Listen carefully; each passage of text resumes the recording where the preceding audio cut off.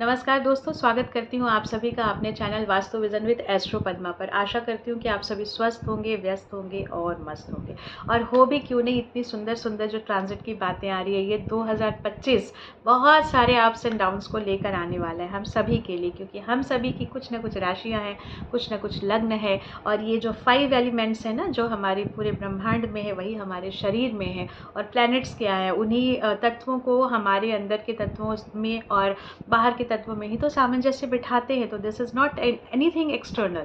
ये जो भी चीज़ें हो रही है, जो भी चीज़ें परिवर्तित हो रही हैं, कहीं ना कहीं वो अंदर तक हमें और आपको झकझोर कर रखने वाली है। कुछ अच्छी चीज़ें समझाने वाली है, कुछ बुरे फेजेस दिखाने वाली है। क्या क्या होंगी वो स्थितियाँ, इसी विषय पे आज हम आपसे बात करते हैं।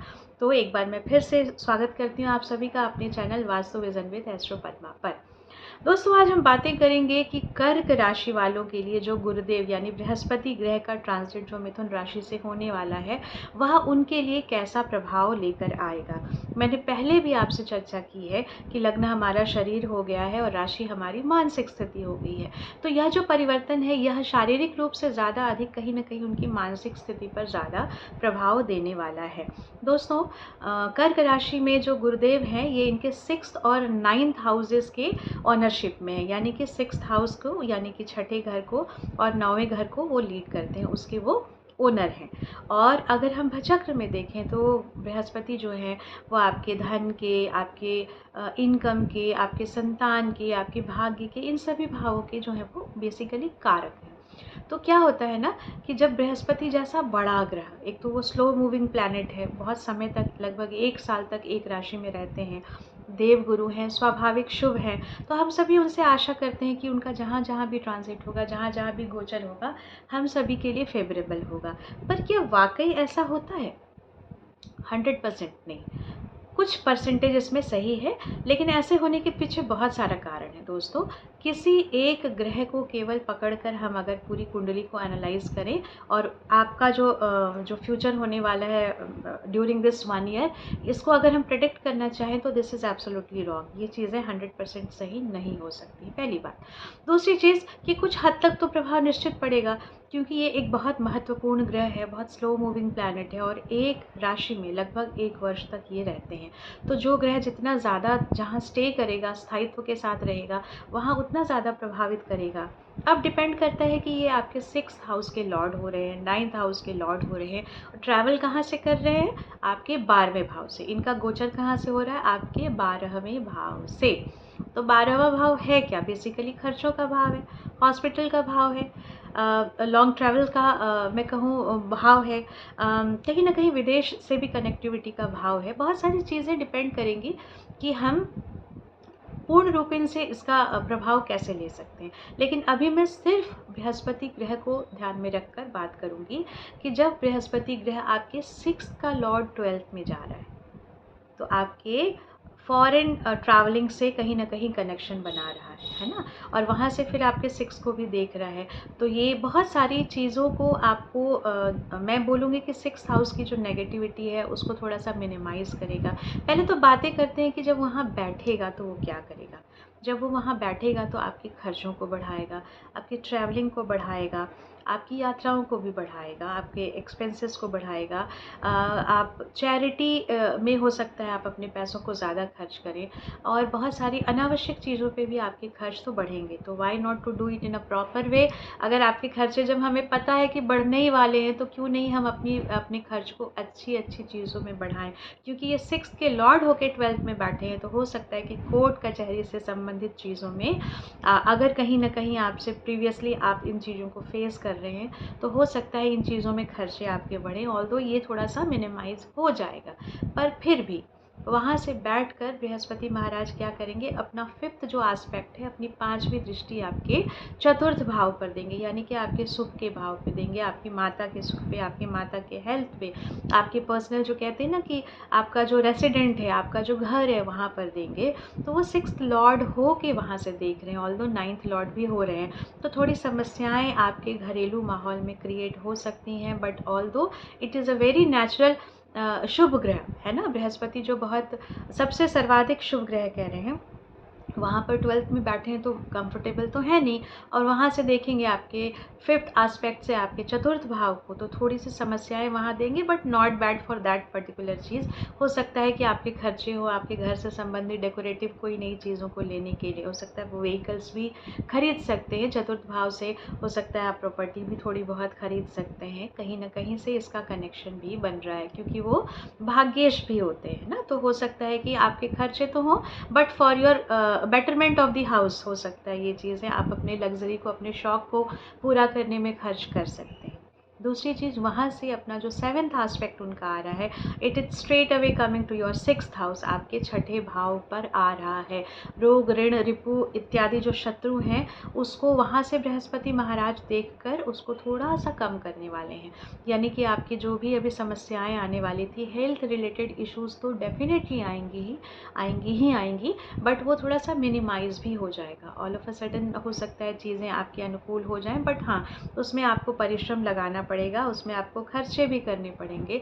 कहीं ना कहीं ये इस भाव को भी तो एक्टिवेट कर रहा है ना। तो आपके जो भी संबंध हैं मामा के घर से, उन संबंधों में भी अभी तक अगर आपकी अच्छी ट्यूनिंग नहीं थी, तो अभी हो सकता है कि ये थोड़े से अच्छे संबंध को भी वो डेवलप कर सकते हैं। ऑल दो 6th भाव के लॉर्ड हो के वहाँ से देख रहे हैं, तो समस्याएं थोड़ी बहुत रहेंगी, बट वो थोड़ी सी नॉर्मलाइज हो जाएंगी। अच्छा, अब यहाँ से जो बृहस्पति महाराज देख रहे हैं आपके 6th के बाद 8th हाउस को, यानी कि आपकी जो उनकी जो नवम दृष्टि पड़ेगी वो आपके अष्टम भाव पर पड़ेगी। देखिए, अष्टम भाव वैसे भी अच्छा भाव नहीं माना जाता है, हमने पहले ही आपसे डिस्कशन किया है कि अष्टम भाव की जो दृष्टि है, मतलब अष्टम जो भाव है वो नेगेटिविटी वाला, तो मोस्ट नेगेटिव हाउस अगर हम उसको बोले तो वो है।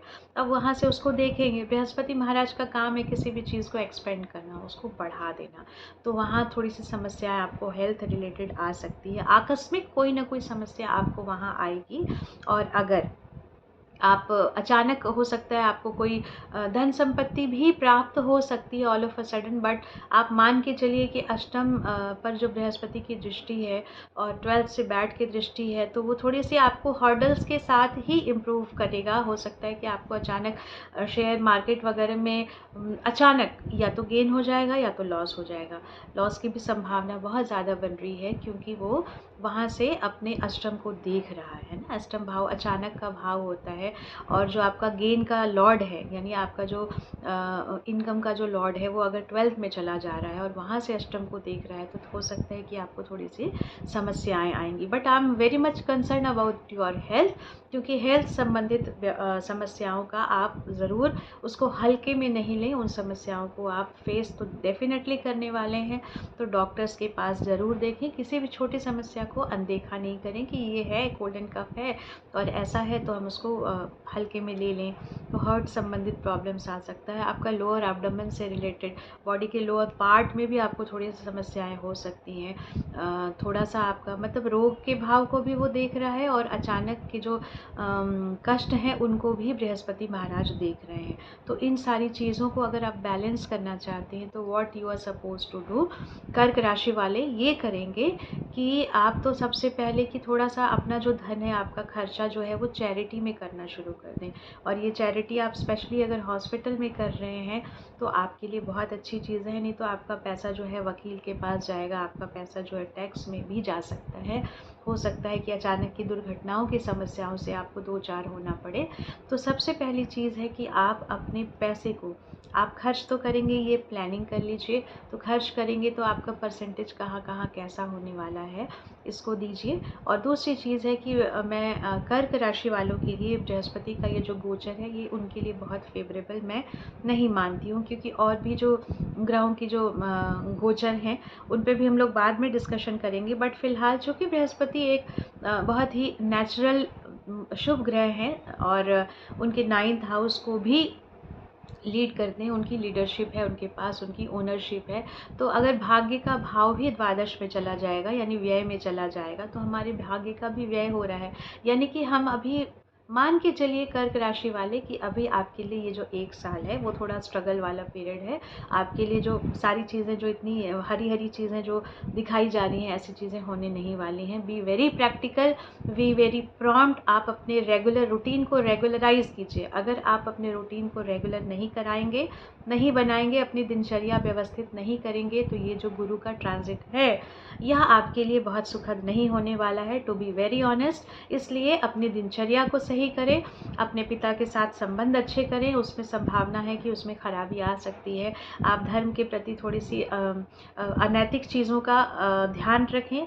धर्मांध ना हो, पर धर्म के प्रति आप थोड़ा-सा समर्पण दें, धर्म को थोड़ा-सा समय दें और अपने आप को धार्मिक रखें। अपने डाइट को बहुत ज़्यादा सही रखें और अचानक की घटनाओं से परहेज़ करें।